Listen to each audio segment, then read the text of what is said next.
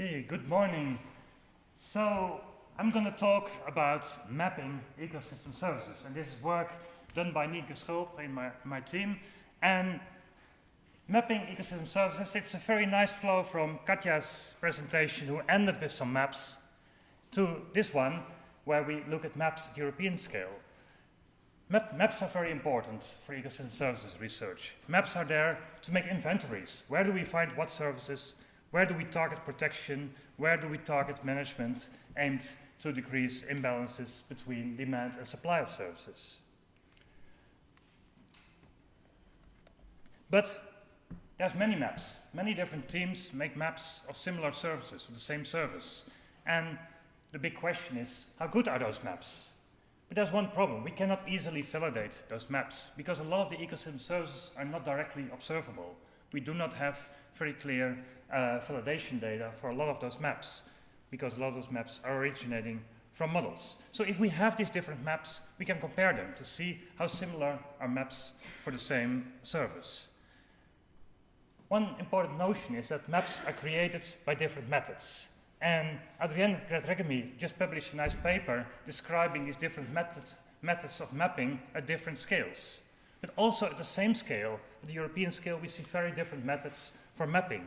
We see approaches that use land cover as a proxy for ecosystem service provision. We see approaches that take more landscape properties into account, until approaches that use rather complex models to simulate the provisioning of ecosystem services using the most important ecological processes underlying this provision.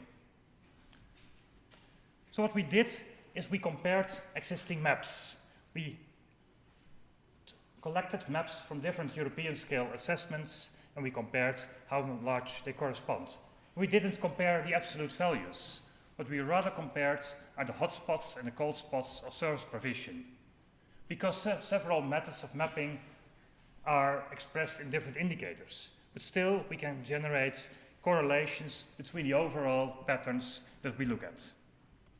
So what do we see as results? Here we see the maps for two services, climate regulation and erosion protection. And what we see is basically purple areas are areas where there's no agreement between the maps on the occurrence of a hotspot or a cold spot of service provision. The dark blue colors and the dark green colors are giving agreement between all the four different maps that we looked at on the hotspots and the cold spots. But you see that those dark blue and dark green colors are kind of scarce on the map of Europe.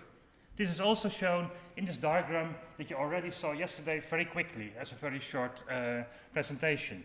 But to explain it in a little bit more detail, we see that for certain services there is a lot of disagreement and only a little bit more agreement between the services. What we expected was that for the biophysical services like climate regulation, flood regulation and erosion, there will be more agreement because there's a clear biophysical process in the line. But this was not true. What we see that especially with the climate regulation, carbon sequestration and erosion protection, the disagreement is very large. While for the recreation service, where we expected a lot of divergence, the correspondence between the maps is a lot higher. So what does this mean? What are the reasons for these differences? It can be differences in the definition. What do we measure? What do we count a recreation service? What do we count a climate regulation service? So we measure sometimes different things. What has been the objective of mapping? Why do we do this mapping? Different questions originate in different maps. But also, and that's the main cause, are the methods used for quantification and mapping. To give one example relating to Elina's talk yesterday about the role of heterogeneity in these models. These are models for a catchment in Scotland where we looked at the difference between a model including landscape heterogeneity and a model only looking at the landscape composition. So do we take the spatial configuration into account or not?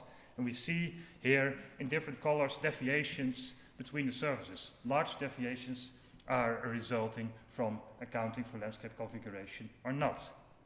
Implications. What do our findings mean?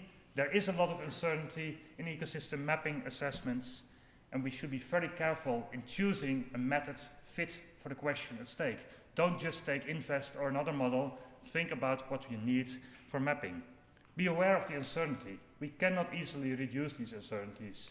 Better, more complex models are not always the answer, but we have to quantify this uncertainty, maybe by ensemble type of approaches. And also invest in data, validation data, independent data, which we can check our findings with.